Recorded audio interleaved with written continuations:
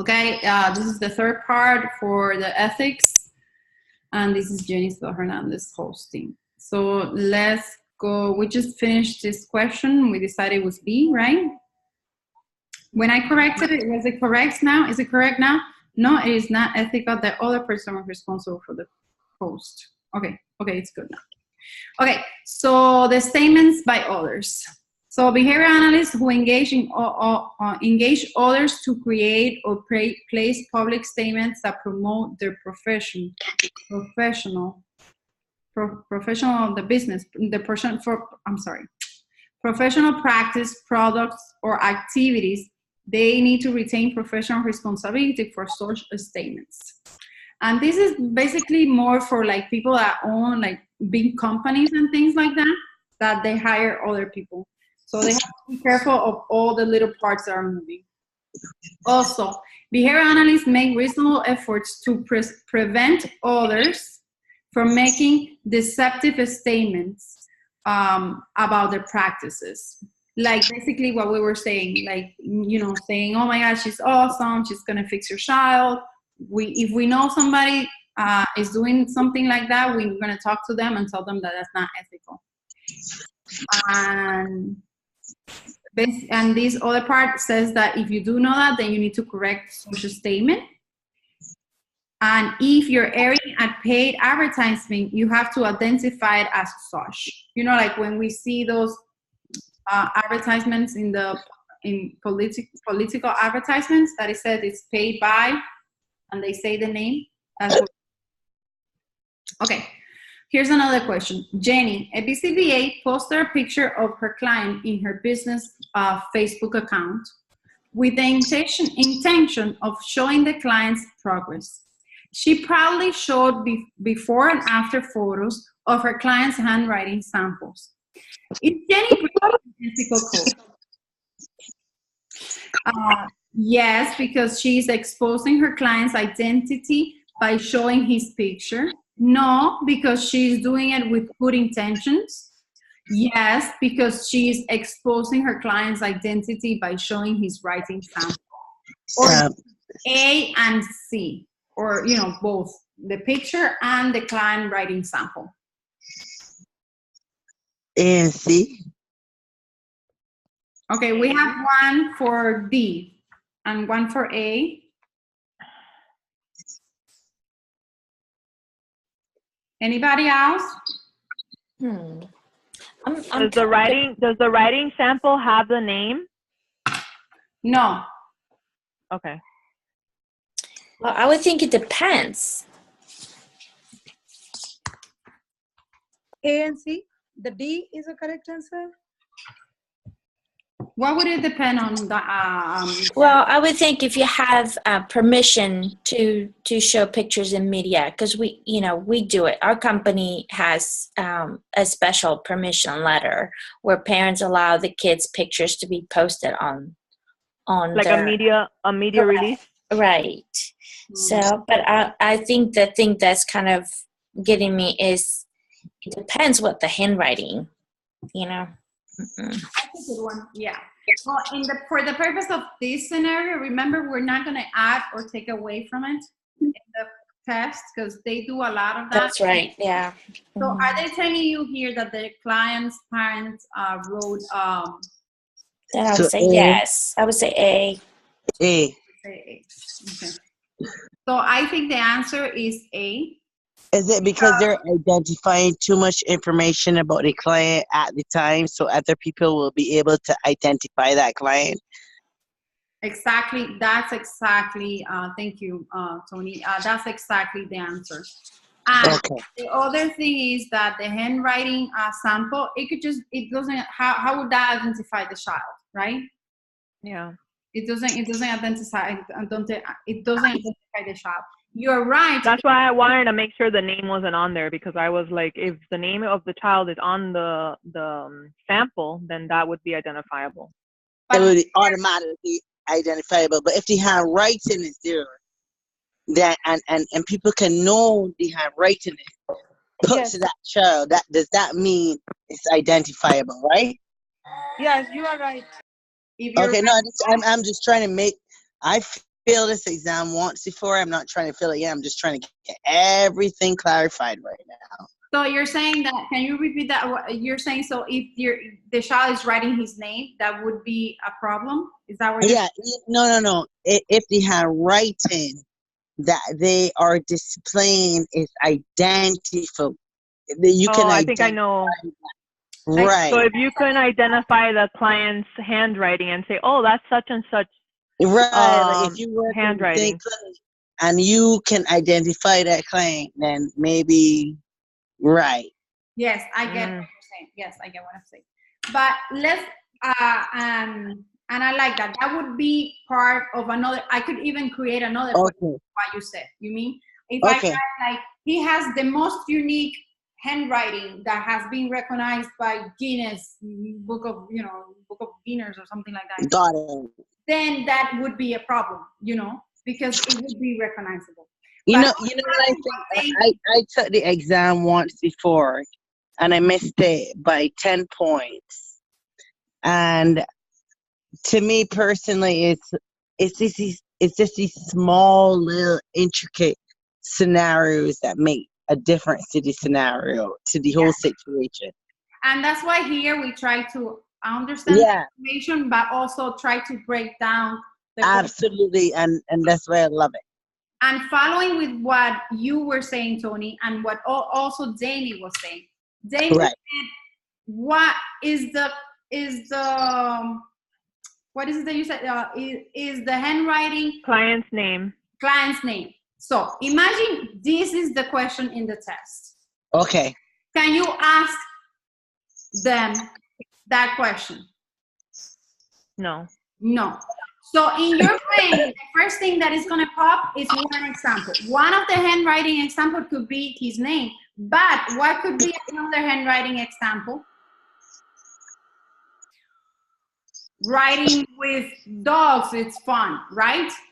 Mm-hmm. Yeah. So the minute you get an example that would cross this one out, then cross it out, because it's a million of examples. It could be a million examples. They're not as specific. Okay, so we're gonna take what we get from the scenario, what they give us, and just work with that. Don't try to think too deep. Well, you can't assume. You can't assume. You can't assume what they give us. Take it, whether it makes sense, and then go with it. Right? That's my because my problem is I failed it with 5 marks before, and I thought too deep. Mm-hmm. Right? You understand? Here's my advice. If your brain goes into maybe he wrote his name, then you go into what other maybe could it be? Could it be that he wrote something else? Right. Then they're not specifying. If they're not specifying, they're the one to focus on that. You see what I'm saying? Yeah. No, absolutely. Absolutely. Thank you. So that's a good tip that we need to remember, right? Thank you. Thank you. Okay, so 8.04 goes to what we had just discussed. Media presentations and media-based services. Behavior analysts use electronic media to obtain and maintain knowledge regarding the security and limitation of electronic media in order to adhere to this code. And the electronic media would be video, e-learning, social media, electronic transmissions of information. So basically what this means, it doesn't go. Okay, it's be careful with hackers. This one goes with something else, but this one is about be careful with hackers. So hackers can go into a computer and steal the client information. That's basically what that means. Okay? Are we talking, we're in ethics right now? Yeah, we're in ethics.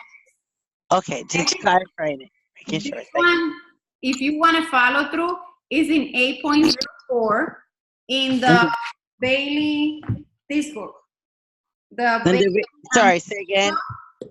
And I always write the page number here. Thank you. 184. Okay? Thank you. Appreciate it. Thank you very much. You're welcome, honey. Okay, so that one was A. Now this one is B. Behavioral analysts making public statements or delivering presentations using electronic media do not disclose personal information, identifiable information concerning their clients, supervisees, students, research partners, other recipients of work. unless written consent has been obtained, which is what I think Nadia was mentioning, right, Nadia?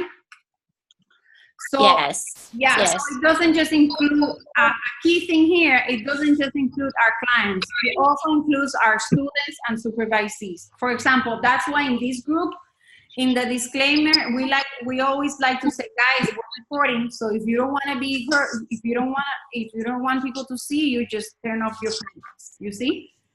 And I personally say, if you want to participate, you don't want people to know who you are, just change your name. Easy as that. I don't need to know your real name, as long as we participate, doesn't matter. Absolutely, I agree. Okay, so the next one is behavior analysts delivering presentations using electronic media disguised confidential information concerning participants whenever possible, so that they are not individually identifiable to others.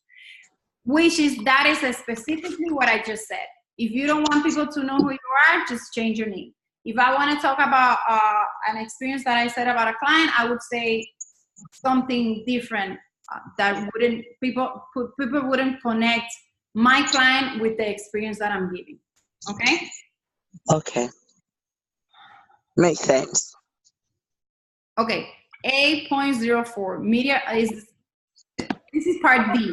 When a behavior analyst provide public statements, advice or something else that I forgot to write. So this is basically when we, as BCBA, are providing advice. We can do it through public lectures, through demonstrations, through radio shows, TV shows, electronic media, etc. We have to follow these 3 rules right here. The statements that we make need to be from appropriate behavior analytic literature and practice. That sounds good. All right, let's hear the rest.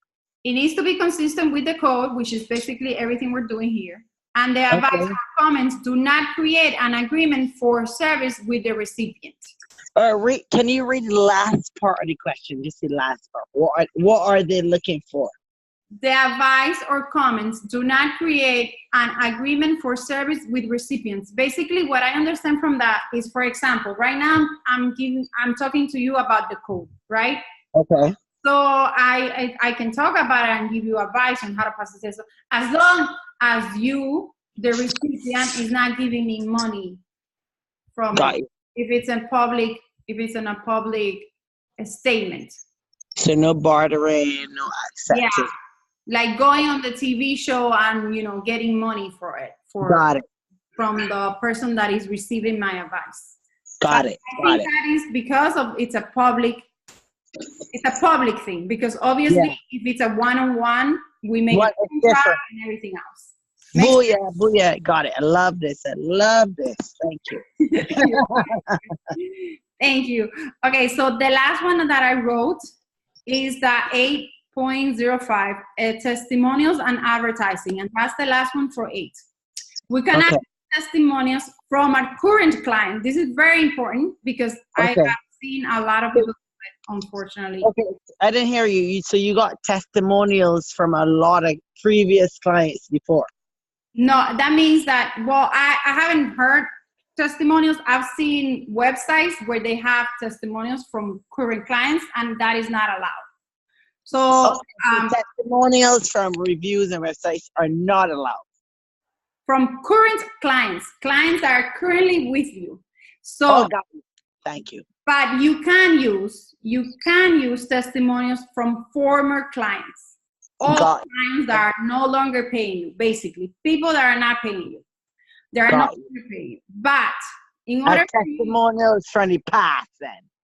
If you're going to, it's like church. You're going to testimony about what you did in the past. So we got to think about testimony from the past. That's a good tip. That's a good tip. Right. From the past. Yes. From the past. Testimony. So you can only get a testimony from clients who have been in the past with you, that are no longer with you, if they follow these 3 rules. Rule number 1, the testimonial must identify whether they were solicited or unsolicited. So basically, they need to say, Pay or not pay. Jenny, the BCBA asked me to give my testimony. That was solicited testimony, right? It was not unsolicited. So the other part is, it needs to include the accurate statement of the relationship between the behavior analyst and the former client. What I understand from accurate is basically that we're not exaggerating. We're not saying, oh my gosh, she's the best therapist in the world. She's going to do miracle. She's going to be fantastic. You know. We just say true validity. She is what she measures up She's to a be. behavior therapist. That's it more. That's it less. She's it. Exactly. When my son started with her, he was 2 years old. He didn't speak. And after 3 months, he started saying mama. You know, something very... Hold on. Can I ask you a question? So this is accuracy, you're saying? Well, it's what they're asking is that you have to be realistic with the relationship. Okay. And I'm just giving an example of what I'm interpreting. But I'm not, you know, but that's what I think. But I might be wrong. Okay. No, you're so good so far. The key thing here to me is accurate statements. Okay. And the last one is comply with all applicable laws, claims made in the testimonial. So, anybody understand this last part?